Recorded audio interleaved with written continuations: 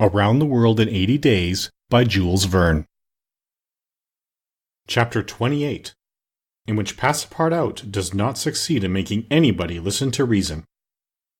The train, on leaving Great Salt Lake at Ogden, passed northward for an hour as far as Weber River, having completed nearly 900 miles from San Francisco. From this point it took an easterly direction towards the jagged Wasatch Mountains.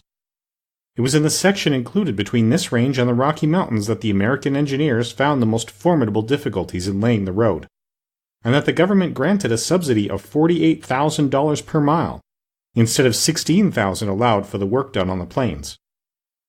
But the engineers, instead of violating nature, avoided its difficulties by winding around, instead of penetrating the rocks. One tunnel only, 14,000 feet in length, was pierced in order to arrive at the Great Basin. The track up to this time had reached its highest elevation at the Great Salt Lake.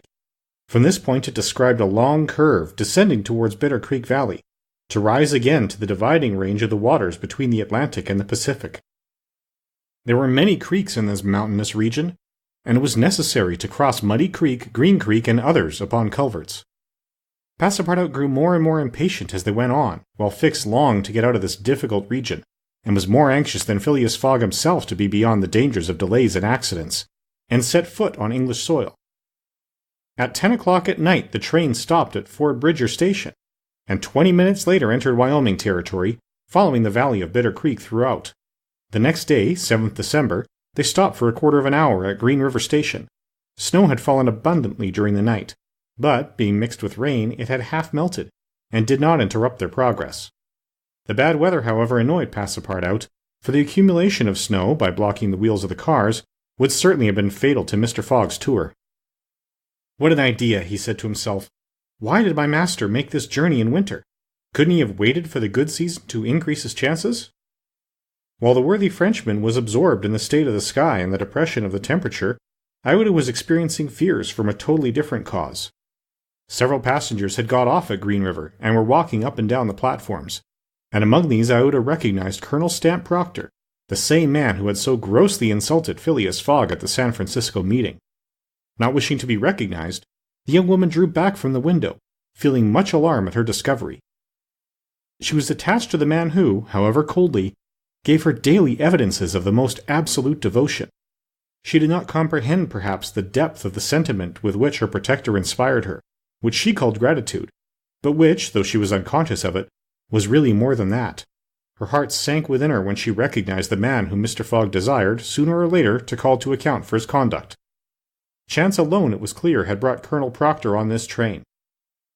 But there he was, and it was necessary, at all hazards, that Phileas Fogg should not perceive his adversary. Iota seized a moment when Mr. Fogg was asleep to tell Fix and Passepartout whom she had seen. "That Proctor on this train?" cried Fix. "Well, reassure yourself, madame, before he settles with Mr. Fogg, he has got to deal with me. It seems to me that I was the more insulted of the two." "And besides," added Passepartout, "I'll take charge of him, colonel as he is." "Mr. Fix," resumed Iota, "Mr. Fogg will allow no one to avenge him. He said that he would come back to America to find this man. Should he perceive Colonel Proctor, we could not prevent a collision which might have terrible results. He must not see him." "You are right, madam," replied Fix. "A meeting between them might ruin all. Whether he were victorious or beaten, Mr. Fogg would be delayed, and, added Passepartout, that would play the game of the gentlemen of the Reform Club. In 4 days we shall be in New York. Well, if my master does not leave this car during those 4 days, we may hope that chance will not bring him face to face with this confounded American. We must, if possible, prevent his stirring out of it." The conversation dropped. Mr. Fogg had just woke up and was looking out of the window.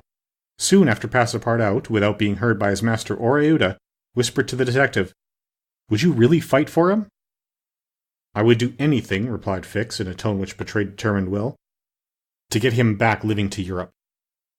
Passepartout felt something like a shudder shoot through his frame, but his confidence in his master remained unbroken.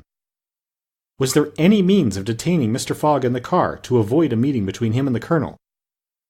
It ought not to be a difficult task, since that gentleman was naturally sedentary and little curious. The detective at least seemed to have found a way, for after a few moments he said to Mr. Fogg, "These are long and slow hours, sir, that we are passing on the railway."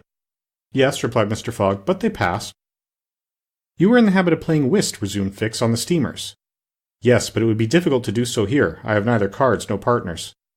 Oh, but we can easily buy some cards, for they are sold on all the American trains. And as for partners, if Madame plays... Certainly, sir, Iota quickly replied. I understand whist. It is part of an English education. I myself have some pretensions to playing a good game. Well, here are 3 of us and a dummy. As you please, sir, replied Phileas Fogg, heartily glad to resume his favorite pastime even on the railway. Passepartout was dispatched in search of the steward, and soon returned with 2 packs of cards, some pins, counters, and a shelf covered with cloth. The game commenced. Iota understood whist sufficiently well, and even received some compliments on her playing for Mr. Fogg. As for the detective, he was simply an adept, and worthy of being matched against his present opponent. Now, thought Passepartout, we've got him. He won't budge. At 11 in the morning, the train had reached the dividing ridge of the waters of Bridger Pass, 7,524 feet above the level of the sea, one of the highest points attained by the track in crossing the Rocky Mountains. After going about 200 miles, the travelers at last found themselves on one of these vast plains which extend to the Atlantic, and which nature has made so propitious for laying the iron road. On the declivity of the Atlantic basin, the first streams, branches of the North Platte River, already appeared.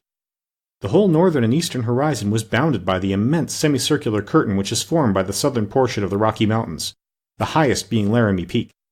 Between this and the railway extended vast plains, plentifully irrigated. On the right rose the lower spurs of the mountainous mass which extends southward to the sources of the Arkansas River, one of the great tributaries of the Missouri. At 12:30 the travelers caught sight for an instant of Fort Halleck, which commands that section, and in a few more hours the Rocky Mountains were crossed. There was reason to hope, then, that no accident would mark the journey through this difficult country. The snow had ceased falling, and the air became crisp and cold. Large birds, frightened by the locomotive, rose and flew off in the distance. No wild beast appeared on the plain. It was a desert in its vast nakedness. After a comfortable breakfast, served in the car, Mr. Fogg and his partners had just resumed whist when a violent whistling was heard and the train stopped. Passepartout put his head out of the door, but saw nothing to cause the delay. No station was in view. Iota and Fix feared that Mr. Fogg might take it into his head to get out, but that gentleman contented himself with saying to his servant, "See what is the matter." Passepartout rushed out of the car. 30 or 40 passengers had already descended, amongst them Colonel Stamp Proctor. The train had stopped before a red signal which blocked the way. The engineer and conductor were talking excitedly with a signalman, whom the station master at Medicine Bow, the next stopping place, had sent on before. The passengers drew around and took part in the discussion, in which Colonel Proctor, with his insolent manner, was conspicuous. Passepartout, joining the group, heard the signalman say, "No, you can't pass. The bridge at Medicine Bow was shaky and would not bear the weight of the train." This was a suspension bridge thrown over some rapids, about a mile from the place where they now were. According to the signalman, it was in ruinous condition, several of the iron wires being broken, and it was impossible to risk the passage.